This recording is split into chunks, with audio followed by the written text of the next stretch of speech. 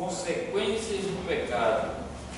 O pecado é rebelião contra Deus. O pecador traz o mal sobre si e torna-se culpado aos olhos de Deus. Duas coisas seguem como consequências. Aqui na terra, o sofrimento, e no futuro, o juízo de Deus e o castigo eterno. Muitas vezes nós passamos por alguma dificuldade e ficamos a indagar a Deus por quê? Vamos fazer uma reflexão como é que está a nossa vida perante Ele. Todo pecado tem uma consequência, toda decisão tem uma consequência. O pecado faz o homem ficar debaixo da ira de Deus. O homem, quando começa a pecar e não quer ouvir conselhos, a ira de Deus se acende. E ai daquele da qual o Senhor fica irado. O pecado trouxe para todos os homens a enfermidade, a tristeza, o sofrimento e a morte. A enfermidade. Existem enfermidades que é consequência do pecado. Existem aquelas enfermidades que às vezes Deus quer tratar através dela.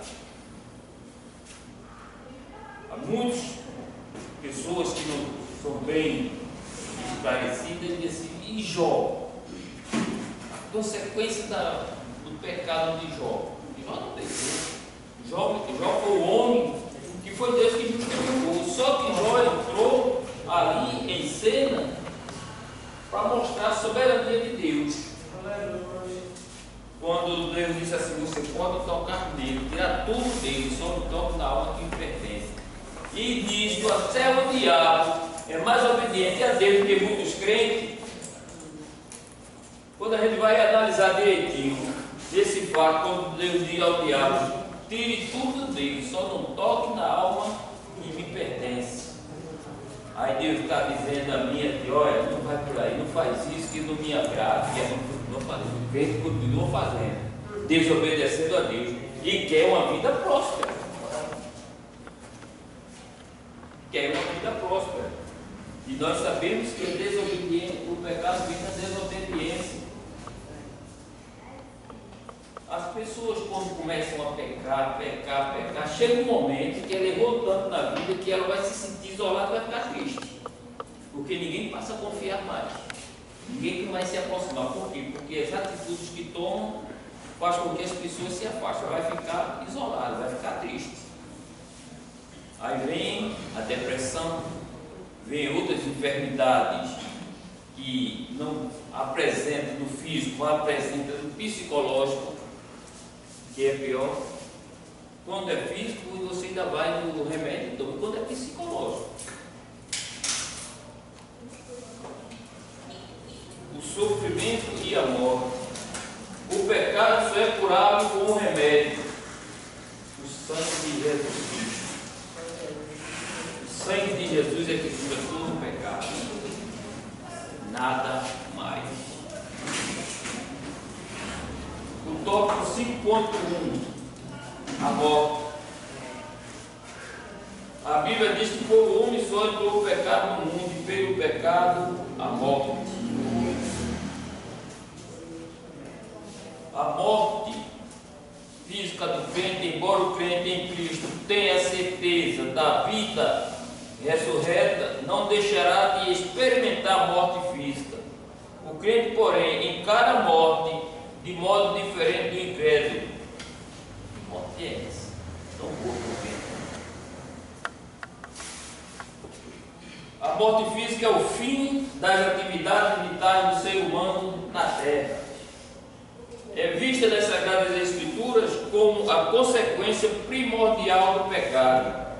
A morte não é o fim, porém o início da eternidade. Como é que está a minha vida e a tua vida na eternidade? Com a morte física. Morte física, nós sabemos que vamos para a eternidade esperar o juízo final. E como é que está a nossa vida? Para encarar o juízo final.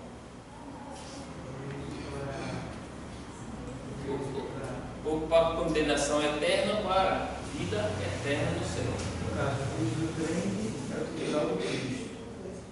O juízo do ímpio é o trono branco. Certo? O juízo do crente é o tribunal de Cristo. E o juízo do ímpio é o grande trono branco. Lembrando que o juízo do ímpio é para condenação e o julgamento do crente é para galardão. Vocês estão entendendo? Amém.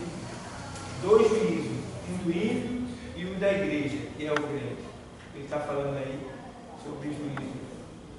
Então, o juízo do crente é o juízo do crente, não, o julgamento do crente. E no caso não será o julgamento do crente em si, mas das suas obras em si, que é no tribunal de Cristo, que vai ser na sequência do arrebatamento. Aconteceu o arrebatamento, vai para o tribunal de Cristo. E, consequentemente, no final, o juízo final, que é o grande trono branco. Lembrando que no juízo do grande trono branco, vai ter crentes que vão ressuscitar naquele tempo também, porque os que vão morrer durante a grande tribulação vai ter uma parte que vai ressuscitar, mas vai ter uma parte que vai ressuscitar no dia do juízo final. É por isso que lá em 25:33 de Mateus, o Senhor diz assim, que ele vai botar as ovelhas de um lado, né? E os bodes do outro. E aí ele dirá para as ovelhas, né? Vinde, bendito de meu Pai, possuído por herança, o reino que está preparado e a redenção do mundo, né? E para os ímpios ele dirá, que são os bodes, apartai-vos de mim, maldito, para o fogo eterno. Aí isso aí está em Mateus 25:33. O juízo do ímpio está lá em Apocalipse 11, 20, 11. E o tribunal de Cristo está na 2 Carta aos Coríntios 5 e 10, se me faz a memória. E todos devemos comparecer ante o tribunal de Cristo para que cada um, né? É isso mesmo? A morte física diz, é a separação da alma e espírito do corpo humano. Daí é quando nós vamos descer a sepultura, a carne já não vai servir mais para nada. Então, ficamos só esperando o dia do juízo. E temos também a morte espiritual. Tem tanto crente dentro da igreja morto espiritualmente. Não se mexe mais para nada na obra. Está ali, parado. Todo aquele que ainda não aceitou a Cristo e vive fora da palavra de Deus, vivendo a sua própria maneira e não conforme a vontade do Senhor, estão separados de Deus. E como morte é separação, consequentemente estão mortos espiritualmente. Aquele que está dentro da igreja, vive como quer, faz o que quer, aí tu é quem sou. E o testemunho? E o testemunho de cristão? Você pode pregar bonito, falar bonito, pular, falar em línguas, pular, fazer cambalhota, e teu testemunho, onde tu mora, onde tu trabalha, por onde tu passa. É mais importante o teu testemunho de vida do que a tua pregação. Você pode pregar bonito. Pregar com a vida, né? É a pregação com a vida. Porque tem pessoas que se espelham em você, mesmo sem você dar uma palavra. Mas eu quero ser um crente feito isso. Esse sim, eu quero ser. Aí crentes que dizem assim, igual a esse, ele é livre, é melhor estar no mundo. São crentes mortos espiritualmente, estão dentro da igreja, mas estão mortos, vivendo a vida que quer, não dá um bom testemunho. Se o irmão não der, passar, deixar de dar a saudação, fica chateado com o irmão. Chega aqui no culto, se não tiver oportunidade de culto e não prestou. Quer ser a mexa do bolo, quer ser tudo dentro da igreja, agora não faz nada. Quer o carro, mas não quer a carga. Não quer pagar o preço que o carro exige. Está querendo só aparecer. Quer a atenção do holofote. Esse está morto espiritualmente. Mas aquele que está em casa, tem consagração, vou para consagração, tem ciclo de oração, vou para o ciclo de oração, vou buscar. A obra está fazendo, faltando uma coisa, vou lá ajudar.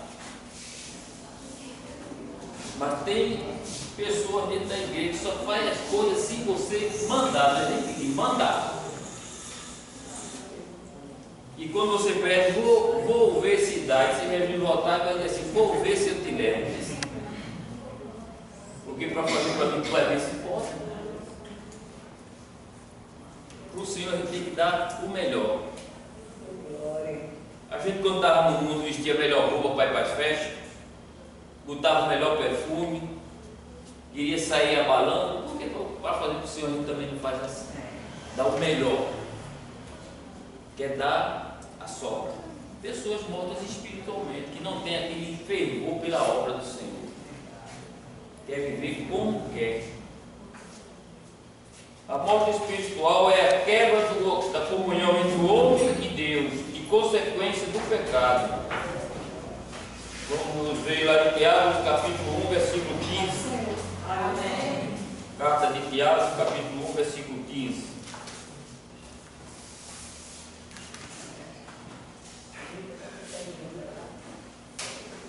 Depois, havendo a concupiscência concebida, dá luz o pecado, e o pecado sendo consumado gera a morte. Bom, fiz o que a carne quis, me separei do Senhor, porque dei vazão à carne. A morte espiritual foi a primeira tragédia a ser introduzida no universo. Adão morreu espiritualmente quando o Senhor disse: Adão, onde estás, Adão? Ali, quando Deus teve um encontro com ele, começou a morrer espiritualmente. E morte tripla. Morreu, Adão morreu 3 vezes de uma vez só. Adão morreu 3 vezes de uma vez só. Adão, quando ele pecou contra Deus, ele morreu espiritualmente porque ele afastou-se de Deus, ele separou-se de Deus, ele perdeu aquela santidade. O Espírito de Deus, né, ele perdeu. A segunda morte foi a moral. Ele tem autoridade sobre todas as coisas e perdeu essa autoridade. E a terceira morte foi a física. Ele não morria, ele não envelhecia, ele era sempre jovem. Mas a partir daí, ele começou a envelhecer e a morrer. Então foi morte tripla. Certo? Porque a desobediência veio a morte espiritual. É tão horrível, às vezes nós, como estamos fracos espiritualmente, tem pessoas que entram numa caverna no deserto e não quer falar com ninguém. Aí depois bota a culpa em quem? O pastor, na campanha, procurando pessoas para colocar a culpa. Está sofrendo espiritualmente? Vem para a igreja. Está podendo andar. Agora, se estivesse em cima de uma cama enfermo, vai estar certo. A igreja tem o dever de ir lá visitar, levar a força espiritual. Mas está andando, sai para trabalhar, sai para uma academia, vai estar muito espiritualmente. Não sinto vontade de vir para a igreja. Aí quando a igreja não visita, é porque o meu pastor esqueceu de mim, a irmã esqueceu de mim. Não. Você está morrendo espiritualmente, em vez de vir para a obra, vir para a igreja, se fortalecer. E muitas vezes, até um louvor dentro da igreja te levanta espiritualmente. É verdade. Eu estava presenciando domingo uma cena na igreja lá do Buriti, as crianças louvando, e tinha um irmão chorando lá no banco. Quer dizer, o louvor, a letra do louvor tocou no coração dele, e ele ficou chorando. Às vezes a gente pensa que é porque as crianças, não, mas a letra que estava saindo foi uma letra de restauração espiritual. Quer dizer, são coisas que às vezes a pessoa está dentro da caverna e não quer vir buscar na igreja. Aí quer que a igreja vá. Quando a igreja não vá, por quê? Tu não está andando? Tu não sai para uma academia, sai para trabalhar, sai para todo canto, por que não pode vir para a igreja? Diago, e também, para que a gente identifique quando você está na carne, quando a carne está prevalecendo, está vencendo você, é que você não vem à igreja, Mas você vai para todos os lugares. Você vai para a padaria, vai para o supermercado, vai trabalhar todo dia, né? Vai para a casa de A, para a casa de B. Você consegue se movimentar para todos os lugares, menos para esse daqui. E o fator é, você tem alguém em sua mente que você está usando como argumento para não vir aqui. Alguém me feriu, o pastor fez isso, alguém fez aquilo, e daí vai. Aí você fica achando que é aquela pessoa, quando na verdade não é aquela pessoa, é você mesmo que está se autodestruindo. É você que está sendo vencido pela sua carne. Porque no lugar onde você deveria estar para se restaurar, se renovar, é aqui você não está conseguindo vir. E ela está vencendo. Porque quanto mais longe você ficar daqui, mais rápido você vai se autodestruir. Está entendendo? Porque nós, como seres humanos, governamos, geralmente queremos arrumar um culpado dos nossos problemas. Eu estava comentando com os colegas de trabalho, não sei o que eu vou reclamar quando a enfermidade chegar. Quem era Edinaldo jovem? Um dia a conta chega. E eu dou graças a Deus que ainda estou de pé, que Ele está me sustentando. Então, eu tenho que buscar todos os dias. Hoje mesmo a mulher fez assim, está falando hoje, tem consagração, estamos juntos. Tem ciclo de oração, estamos juntos. Porque nós precisamos. E ontem, domingo, teve uma reunião e disse, olha, a igreja precisa orar mais. A partir agora de dezembro vai ter um sábado que vai ter vigília. De 10 à meia-noite e de 3 em 3 meses, de 10 às 5 da manhã. A igreja precisa orar. Nós estamos vivendo nos últimos tempos dias terríveis. Essa eleição foi a eleição do inimigo contra o povo de Deus. Qual é a intenção do inimigo? Matar, roubar e destruir. Quantas famílias estão destruídas por causa dessa eleição? Quantas mortes não houve por causa dessa eleição? Desde que eu me entendo de gente, nunca vi uma eleição dessa. Foi a luz contra as trevas. E coisas piores vêm por aí. E por que a igreja não precisa orar? A igreja tem que orar, se fortalecer espiritualmente. E muitos cristãos deixaram se levar por esse caminho das trevas. Infelizmente. Mas quando a figueira começar a balançar, ele vai sentir na pele, vai procurar a igreja para louvar e não vai ter. Aí vem a cobrança. Vem a cobrança. Você aliou-se às trevas. Então a igreja precisa orar, se erguer espiritualmente. Vai ter muitos clientes querendo se deixar levar pelas coisas do mundo, fica vidrado nas redes sociais, na televisão, e a obra perecendo, a obra sofrendo. São pessoas que estão morrendo espiritualmente e depois culpa a igreja. O cristão, depois ele é amigo do mundo, é inimigo de Deus. Não pode ter. Então, essa é uma morte espiritual que hoje em dia está abalando muito as igrejas. E quando a figueira começar a balançar, Deus tem misericórdia. Eu estava com aquele livro Gog Magog, terminei de ler, aí Claudete, por curiosidade, começou a ler. Aí ela disse, chegou o seguinte, vocês pensam que são perseguidos só porque não tem uma oportunidade. Vocês pensam que são perseguidos só porque a irmã não olha para tudo, não te dá com a paz. Vocês não sabem o que é perseguição, não. Quando ela começou a dizer, a irmã fez, pai, irmã, não diga mais não, você é? E tu ainda diz que é perseguida? Tu não sabe o que é perseguição, não, filha. A gente tem que dobrar os joelhos e buscar a presença do Senhor. Nós estamos vivendo no tempo dos crentes, fitness, tudo é no me toque. A gente não vê mais nas igrejas hoje ressurreição, cura, batismo, renovo. Por quê? Porque até os próprios crentes têm medo de falar em línguas estranhas em todo canto. Não buscam os dons que o Senhor quer dar. O crente não está querendo nem buscar os dons que o Senhor tem para dar, mas quer bênção. Deus quer usar na obra dele de maneira extraordinária, mas os próprios crentes não querem buscar.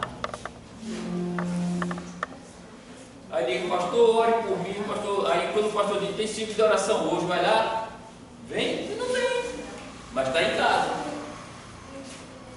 Tem consagração.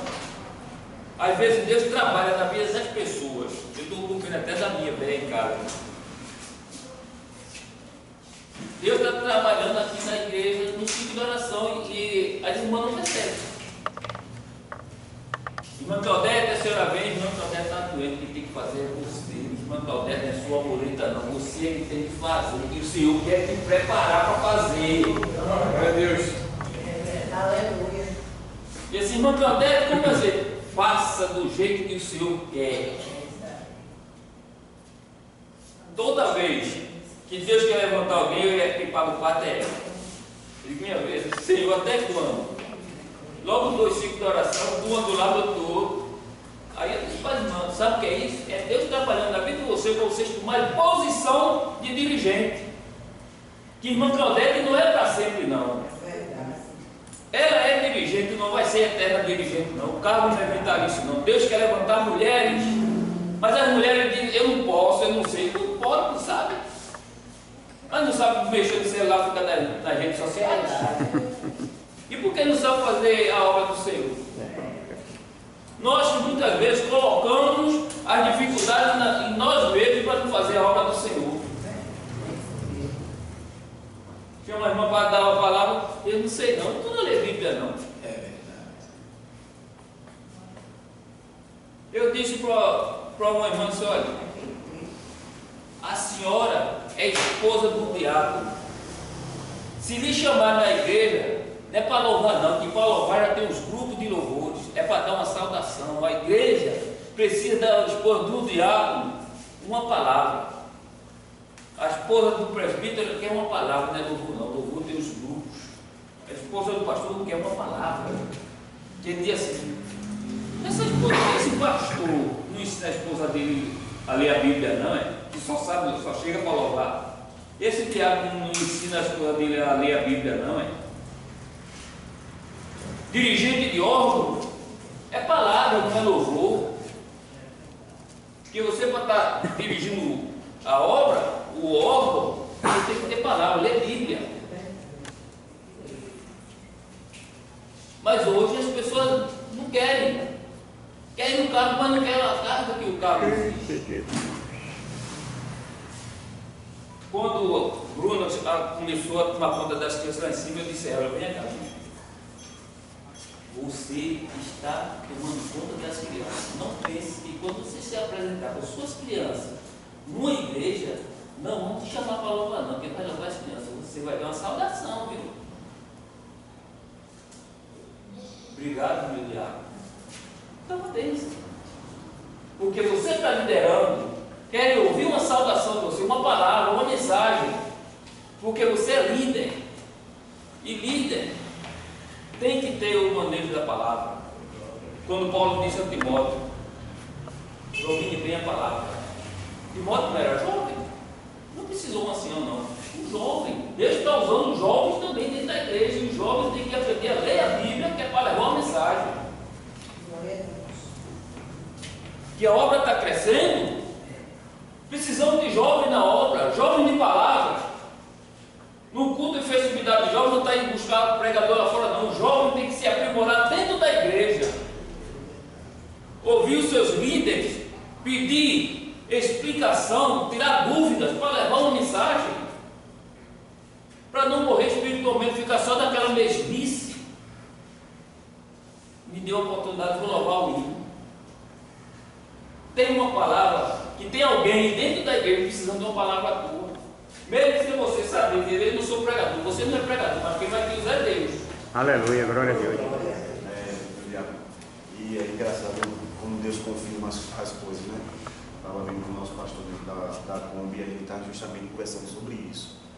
Que muitos jovens não estão buscando ler a palavra de Deus, ler a Bíblia. E até o pastor comentou, eu acho muito lindo, jovens ousados na palavra.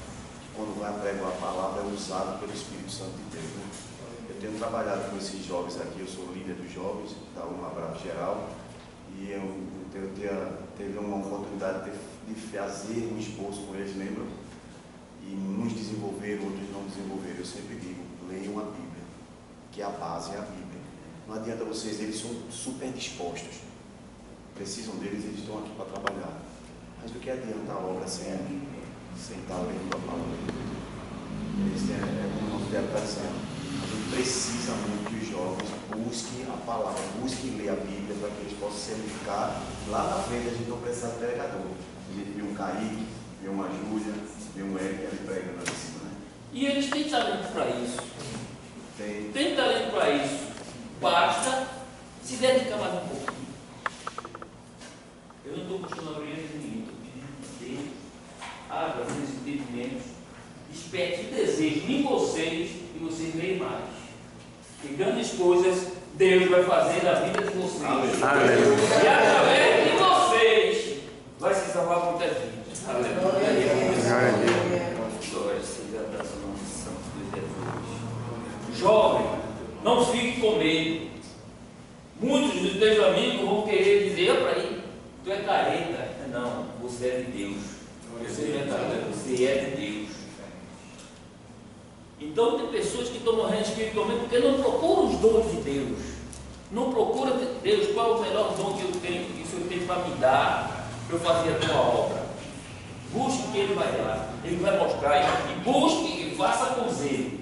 Não faça para querer aparecer, porque você vai pagar preço. E tem pessoas que estão pagando preço hoje, porque Deus deu o dom e usou relaxadamente. Aí a cobrança vem, porque Ele te deu com amor, e serve com amor. Faça com amor, com excelência, que grandes coisas Ele vai fazer. A morte eterna é a terceira morte. É a separação definitiva e irremediável entre o pecador e Deus. É infinitamente maior e espiritual.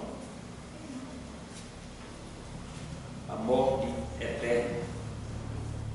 Acaba errando, Deus está aconselhando, pedindo que se conserte, e o coração de pedra. Aí quando parte não tem mais jeito.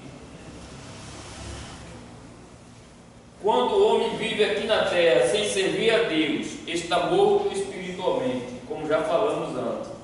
Se caso na condição que ele está vier a morrer fisicamente, parte para a eternidade sem Deus. Com isso estará separado de Deus para toda a eternidade. Deus não vai ter mais jeito. Você morto espiritualmente, Deus ainda pode te sacolejar e assim, volta para minha casa. Aí você às vezes vem se rapidando e volta a ter a comunhão. E eterno, a morte eterna, não tem mais jeito, não tem mais volta. Tudo consequência do pecado. Porque o pecado é gostoso, mas maiores são as consequências. As decisões erradas por causa do pecado, o preço custa muito caro. Daí se dá a morte eterna. Todavia, a vontade de Deus na criação é que o homem o sirva, pois ele foi feito para a glória de Deus. Como o pastor Filho falou aqui, o homem nasceu não foi para morrer, mas o pecado faz com que a morte entrasse também. Como por um homem entrou o pecado no mundo, e por um homem também vai ser tirado o pecado. Agora depende das pessoas. Quando se está na presença do Senhor, fazendo o que Ele, a vontade dEle, pode ficar certo que Ele vai te honrar. Ele vai te dar a vida eterna. Naquele grande dia você vai ganhar, receber seu galardão. Persevere. Os pecados vêm, as aflições vêm, as afrontas. Uma das maiores coisas que está tirando dentro da igreja são as afrontas. Ainda estão pela carne. O princípio da sabedoria é o silêncio. Está te afrontando? entrega na mão do Senhor. O profeta Isaías disse: quando vier a ira, entra no teu aposento, fecha a porta e só sai de lá quando a ira passar. Porque se nós formos tomar decisões irados, nós vamos tomar decisões precipitadas e vamos perder a nossa salvação. As afrontas vêm, irmão, não vai deixar de ter afronta não. Vocês que é líder, que sabem o quanto o preço que vocês pagam por estar à frente da obra. Então, vamos conservarmos a nossa salvação. O pecado da ira está nos rodeando de todas as maneiras. Nós vemos as leis que criaram, eles podem nos criticar, nos humilhar, fazer tudo o que quiser, dizer tudo o que quiser de nós, mas não podemos nem dizer ai, e recebe um processo.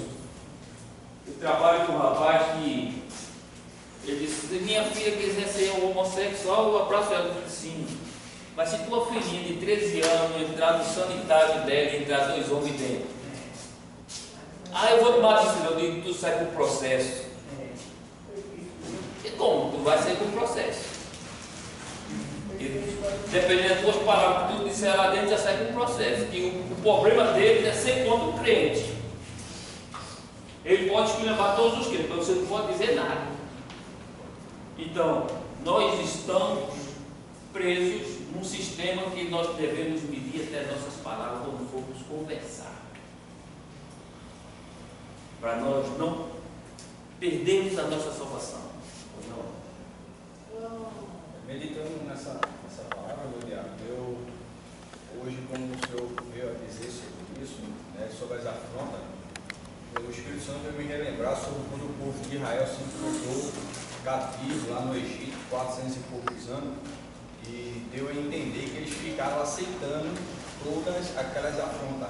Mas a partir do momento que eles passaram a clamar a Deus, Deus ouviu e levantou Moisés e deu resposta. Então, assim, eu acho que se hoje o povo de Deus, verdadeiramente cristão, né, que está convertido, não convencido, ele se unir mesmo e clamar a Deus, Deus ele vai agir no meio do seu povo sobre essas nações.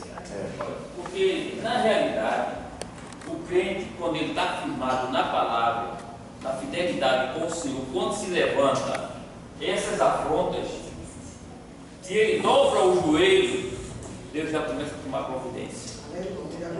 Deus já começa a tomar providência, porque ele calou, sentiu a dor, quando ele dobrou o joelho, Deus já começou a sentir a dor dele. Tem com Josafá, né? Josafá foi o quê? O Senhor disse: nessa peleja não terei que fica quieto. Então, assim, Deus ele agiu. Então, assim, a única proporção que eu vejo que a gente deve fazer é dobrar os nossos joelhos, confiar em Deus, mas dentro da palavra, é viver a palavra. A alma que crente tem joelho. É a palavra e joelho. Ela é a palavra, até que está na palavra, o joelho. Porque é o joelho que Deus está sentindo a tua dor. Mas tem crente não, tem crente que sofre a afronta, não vem para a igreja, não dobra o joelho. Aí, pastor, olhe por mim, que eu estou passando por um problema difícil. Minha irmã, minha dirigente, olhe por mim. E estás fazendo a tua parte?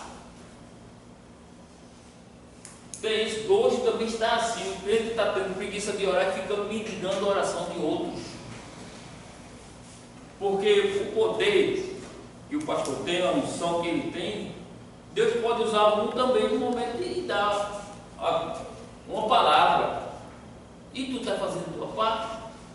Eu só quero ouvir se for do pastor.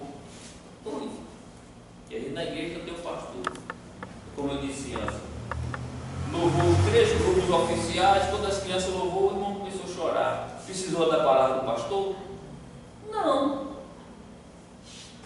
Muitas vezes as pessoas que estão mortas espiritualmente dentro da igreja no culto só se liga na palavra do pastor, do pregador. Não presta atenção no louvor que sai, numa saudação. Às vezes Deus já deu a resposta dela, mas ela está esperando o pastor falar. Deus no louvor já deu a resposta que ela precisava, mas não, eu vou esperar sem falar comigo. Deus já deu a resposta, mas está tão desapercebido dentro da igreja, esperando o pregador falar, que perdeu a resposta. Pode falar, meu filho. Tem um livro que assim sobre a boca grande. Esse livro é tão interessante que o patrão ele perdeu o relógio dele e mobilizou todos os funcionários da sua empresa. E naquele momento ali, um jovem, ele sabendo daquilo ali, que ele recompensaria quem achasse o relógio dele, e o jovem, ele falou com o pai dele, foi com o familiar dele, e sensibilizou também que ele procurar. Só que o jovem, ele foi para o cercado e ficou ali sentado, em silêncio, pedindo a Deus que mostrasse onde é que estava o relógio. E Deus mostrou o relógio de que forma? Fique em silêncio que você vai ouvir o tic-tac do relógio. Aí o patrão, ele levou para o patrão e disse: como é que você encontrou tão rápido o relógio? Ele disse: se você fechar a sua boca, não ficar falando demais, você vai passar não só a ouvir o relógio, mas como a voz de Deus. É o livro que tem, o livro A Boca Grande. É justamente isso. Pessoas que não sabem ficar caladas.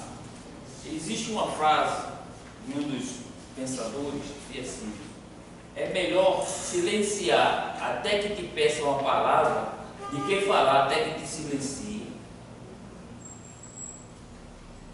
Aí só deve falar quando for solicitado. O apóstolo Tiago diz: seja sábio para ouvir e tarde para falar. Porque muitas vezes, quando nós falamos muito, erramos muito e muitas vezes dizemos besteira que vamos nos incriminar. Então, o princípio da sabedoria é o silêncio. Começa dentro de casa. A mulher está naqueles dias, o cabo chega cansado, cadê o almoço? Se tu quiser, vai botar o cabo. Ih, o negócio não pode me expor, não. Tá certo. O cabo vai lá na beira do fogão, faz o almoço, bota o almoço dele. Ainda diz assim, ó, e ainda passa, lava os pratos que eu sou tua empregada. E aí de nós, homens, se for retrucar. Meu diabo diz assim, né? Se só fizesse para tu, eu fizesse para mim também. Tem que mudar os dois. Quer dizer, se a gente for falar, muitas vezes também, tem mulheres também que só misericórdia, o passa o dia atribulado, quando o cara bota o pé no portão e é melhor botar para trabalhar. É melhor botar para trabalhar. Tem mulher que é assim. Uma certa vez eu estava lá parado, o homem estava comentando, o cara disse: olha, a mulher hoje, sábia, deixa o marido para o campo de futebol se for besta. Ele não gosta da cervejinha dele? Compra a cervejinha dele, esconde lá dentro do congelador, faz um aperitivozinho, deixa lá o tira-gosto dele. Filho vai tomar café, dá o café dele, começa ali a conversar, depois diz: olha, tem um negócio aí na geladeira para depois. Isso é aquele fogão. Ele vai avançando. Depois bota o almoço. Depois bota o almoço, senta os dois no sofá, ela deita a cabeça no ombro dele. Tchau. De noite estou indo para a pizzaria com o dia que ele ia para o jogo.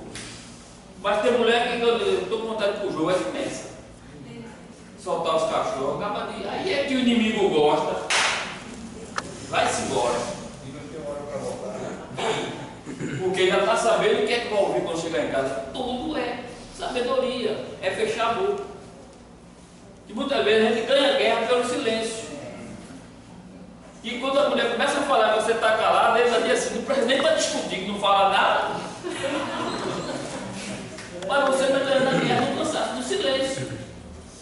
Então, nós temos que viver os dias de hoje para não perder a nossa salvação, não ter a morte. Nem física nós temos que passar, nem a espiritual, nem a eterna. Porque a eterna é que é pior. Então, igreja, nós temos que prestar atenção em tudo que nós falamos para não entrarmos nesse sistema da morte, do pecado, que o inimigo está usando de todas as formas para nós sairmos da presença do Senhor. E ele sabe que os dias deles estão contados. E cada vez mais está aumentando a perseguição à igreja. E a gente tem imagens de orar, dobrar nosso joelho, falar menos, falar mais com o Papai do Céu. Ele sim. Está com problema, não conta para mim não, para o Papai do Céu, porque eu também estou cheio de problema. Não posso resolver nem ouvir, quanto mais ouvir. Mas Papai do Céu está pronto para te ouvir e te abençoar. É só fazer a obra dele. converse com ele, e ele tem muito para dar. Glória a Jesus. O diabo não é de Naldo, não tem não, quem tem é ele, viu? Hoje, vamos ficar por aqui. Hoje não vai ter segunda aula, né, pastor? Hoje o senhor está de repouso. Hoje está de repouso. Pois não, pode falar. Pode falar. Então é interessante porque, assim, sobre antes de vir o pecado, de tudo naquela parte de Adão e Eva, essa que abre o capítulo 3 de Gênesis, o diabo ele não chegou dizendo assim, eu já sou o diabo, ele chegou trazendo Eva à base de uma conversa. Primeiro veio um diálogo, nesse caso uma conversa para poder ela fazer o que estava, assim, fechando os ouvidos, né? A atenção daquilo que Deus tinha determinado que não comesse da árvore do bem e do mal, e através dessa conversa ele chega assim, não saber isso é normal, para que isso é besteira, isso é tudo de crente, e acaba às vezes você ser induzido achando que aquilo é normal, mas a consequência da morte eterna. A lição bíblica do trimestre passado, as sutilezas do diabo invadindo a igreja. Por isso que essa igreja está morrendo espiritualmente. Porque o diabo, ele está colocando as coisas dele dentro da igreja sutilmente. E muitos líderes não estão percebendo. Então é interessante, porque assim, quando você vai para uma igreja que ela trabalha dentro da palavra, na norma da palavra, da Bíblia Sagrada, aí você assim, eu não vou ficar ali não, porque ali é muito rigoroso.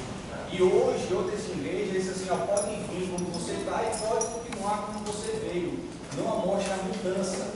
E tem que se mudar. Se você veio, mas não pode permanecer como você veio. Então, assim, dentro da Bíblia Sagrada, mas hoje só quer ler o que lhe agrada, só quer escutar o que lhe satisfaz. Porque tem igreja que não quer pregar no livro do profeta Daniel, Ezequiel, no livro do Apocalipse. Só quer ler palavras que agradam o ego de quem está lá na frente. Que está ouvindo, não está pregando o verdadeiro evangelho, a verdadeira palavra. A palavra genuína está sendo escassa em algumas igrejas. E quando vem com uma igreja pentecostal que lê a palavra, acha estranho, não demora muito tempo não, porque já vem com. Agora, se ela realmente quer mudança, ela fica. A pessoa que quer mudança, ela fica na igreja pentecostal que manda a palavra. E maneja a palavra. Por quê? Porque Deus, nesses últimos tempos, Ele está mostrando que Ele quer santidade dentro das igrejas. As pessoas estão indo para a festividade, estão indo para a igreja em festividade. A igreja também está falando na festividade. Na festividade não está sendo palavra de bênção mais não, viu? Só está saindo por palavra de conselho. Assim, tu só vem para a igreja dia de festa, eu vou pegar você lá, você vai para a festividade, eu falo com você lá. Na comissão da participar, às vezes é necessário que Deus usa alguém de fora.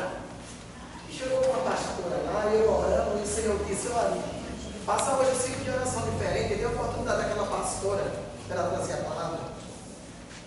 Aí eu disse, amém, fiquei calado. E tudo inquieto, sem saber de onde é que vinha, porque sempre eu volto com Deus. O Senhor disse, faça esse ciclo de oração diferente. Até a pastora ficou surpresa, ela nunca tinha ido lá. Então eu disse, amém. No outro dia, tudo curiosa, para saber quem era. Eu só convido a pastora, a pastora que vai trazer a palavra essa parte. Eu já fosse surpresa. Eu já tinha ido lá, tinha avisado ela que ela era dela. Ela fez irmã, peguei a senhora mesmo. E quando ela deixou a palavra, entregou tudo que o Senhor mandou falar, a comissão se levantou, viu? E aquelas que, às vezes, eu ficava dentro, ia e não fazia, ficava murmurando e duvidando. Mas depois que a pastora deu uma palavra, se levantou todas elas para agir, para ajudar, que estava tudo parado. Tudo parado sem fazer nada. A palavra saiu, mas ninguém mudou. Mas quando a pastora deu ensinando e a pastora da palavra, hoje em dia está tudo se levantando, uma ajudando a outra. Que era tudo parado dentro da situação. E está se movimentando, só ela se movimentando, se misturando, sem ninguém mandar nada. O mal dessas pessoas é isso. Porque você, como líder, eles não querem te obedecer. É preciso Deus trazer de fora para mostrar, mas Jesus disse, ainda há profeta em Israel. Ainda tem profeta em Israel, ainda tem profeta dentro da tua igreja. Para que para outra igreja buscar atrás de profecias de homens? Se Deus tem profeta aqui. Agora ele usa como quer e do tempo que ele quiser. Agora quando Deus usa o cavalo, usa o prumo pelo líder, ele diz não, porque ele só usa, porque o pastor não sabe da minha vida. Deus revela. E Deus disse lá, há muitos lá, não fizer a minha obra, eu preparo e desço. Mas meu nome tem que ser exaltado. Vai começar com o Senhor. Mas quando é para descer, todo mundo faz. Não vai dizer. Se fosse o pastor que está desejando minha morte, é pastor. Se fosse o pastor dela, que está desejando minha morte. Mas ainda bem que a igreja lá é no térreo, né? Não tem a igreja lá, tem térreo, só que se fosse no primeiro andar. Não precisa nem pedir, né, irmã? Não precisa nem pedir. Eu saio no chego chegar lá. Então, mas existem momentos que Deus quer falar de trás de nós. O que não estão dando mais credibilidade ao da cara. Agora está vendo assim está vendo assim, as pessoas não estão dando mais assim, aquela atenção à palavra. São poucos aqueles que têm prazer em ouvir a palavra e se dedica a ouvir a palavra. Eu tenho observado isso. As igrejas do Sul, elas não têm a nossa liturgia. A nossa liturgia aqui, geralmente a gente louva os hinos e dá oportunidade para os órgãos e também dá oportunidade para algumas pessoas individualmente. É isso? Já no Sul não é assim, assim, não são todas, né? Mas pelo menos as igrejas que não são pentecostais, são neos, aí elas não trabalham assim, elas trabalham dando oportunidade para órgãos, sim, mas depois que acaba o órgão, entra a palavra. Aí ali pega uma hora até uma hora e meia de palavra. Então, há um tempo reservado e um ensinamento ali, uma hora e meia, uma hora, é muito bom nisso. Então aqui já no Nordeste, a gente é mais de movimento. O pessoal fala muito que o Nordeste o povo é cheio, né? Mas cheio de movimento. Porque palavras são poucos que gostam. Gostam de movimento. Palavra não. Então está de um jeito que se você estiver ministrando a palavra e passar 5 minutos, 10 minutos, as pessoas ficam falando, você critica você, reclama do pregador. Mas se tiver alguém pulando, saltando, eles vão até meia-noite. Vai até meia-noite. Vem um espetáculo. É incrível. O senhor falando isso aí, pastor, lá como lá tem graduação, né, na aeronáutica, tem pastor lá que é do setor que veio de Rio Grande do Sul. Ele fez: ô benção, qualquer dia desse eu vou com o senhor lá na sua congregação. Digo, minha não, né, de Deus. Ele todo esperto, é afim de querer pegar, ele fez. O tempo aquele conta, eu digo, é 20 minutos. Ele fez, tá errado. Aí agora quando o senhor falando isso aí, o camarada está certo. Ele disse, lá a gente passa uma hora e meia. Lá fala de Deus, meu irmão, e tem que dizer. Ele fica com 20 minutos, eu vou falar de Deus, não. Isso é uma introdução. E tem mais. Se o senhor passar 35 minutos, 40, e logo, é doutrina hoje, começa logo a procurar. É doutrina, Eu digo isso porque eu já ouvi. E esquece que a santificação vem pelo quê? Pela palavra. A fé é fortalecida pelo quê? Agora, Deus recebeu o culto dessa pessoa? Não recebeu. Ele foi para a igreja e foi. Porque ele estava dentro da igreja com o pensamento fora. Porque passou 10 minutos e reclamando. Então, perdeu a bênção. Cultuou e não. Pois não. Então é interessante porque já chegam já no culto perguntando quem é que vai trazer a palavra, quem é que vai louvar, quem é que está hoje no culto, quem é que vai estar administrando, porque eita, se eu soubesse eu não tinha vindo. E hoje está sendo mais louvor do que a palavra. Eu disse ao jovem lá em cima, a certa de olha, eu vou começar a exigir de vocês, quando eu estiver dirigindo o culto, que eu vou chamar vocês para dar mensagem. Leia a Bíblia. E eu vou voltar a pedir a dirigente Bruna, aqui também, irmã Helena, com os jovens também. Incentive os jovens a ler a Bíblia, porque é para quando ter a oportunidade, dar uma mensagem. E nós estamos muito acostumados com louvores. Louvor você bota no celular e fica cantando. E o outro ponto é que, às vezes, quando tem festividade, algumas pessoas criticam pelo fato de terminar mais tarde, né? Mas se nós estamos formando aqui líderes, né? Se é para terminar de 9, então não convida ninguém. Não convida ninguém. Aí o culto vai sair como culto ordinário. Agora, sabendo, porém, que na festividade o culto é extraordinário. Extra é algo a mais. Ordinário é o que você faz todo dia. Então, o culto das festividades é um culto extraordinário. Se você vai para a festividade, não vai terminar de 9. Fique sabendo disso. Porque a gente é tão mal, tão perverso, que a gente briga para terminar de 9, mas quando termina de 9, fica para o mesmo. Porque ele vai para cá.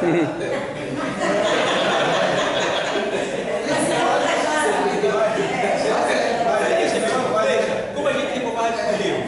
Aí a gente sempre observa Deus, a gente está pegando Deus da igreja e vou terminar para Deus. É o seguinte, de 9 eu quero sair, tá bom? É assim, estamos tentando Deus na parede. Deus não pode falar mais de 9 na própria casa dele. Se Deus falar mais de 9 usando o seu servo, ele vai ser criticado. Porque quem resiste às autoridades está resistindo a quem? A Deus. Então Deus está falando, caso de toda a terra, está santificando a igreja, avisando acerca de algo que vai acontecer, te dando armas para o Espírito Santo trabalhar, porque a palavra, ela é o Espírito, ela é a espada do Espírito, né? A palavra que santifica, que nos separa do pecado, que nos dá discernimento para entender quando tem o pecado. E aí, na hora da palavra, você fica reclamando porque passou da hora, ou porque tal pessoa fala demais, então, meu irmão, fica em casa, não vem para a igreja não.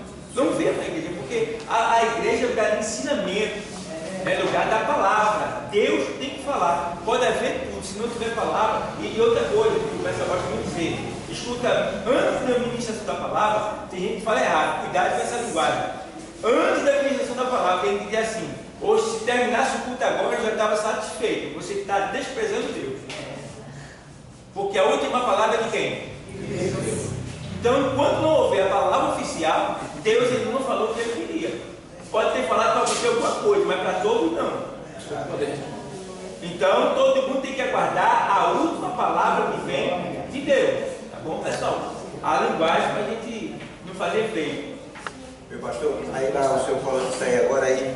Lá, agora é obrigatório, todo mundo chegar cedo lá, e oficial, todo mundo lá. Tem que comer café lá. 6 horas tem que estar todo mundo lá.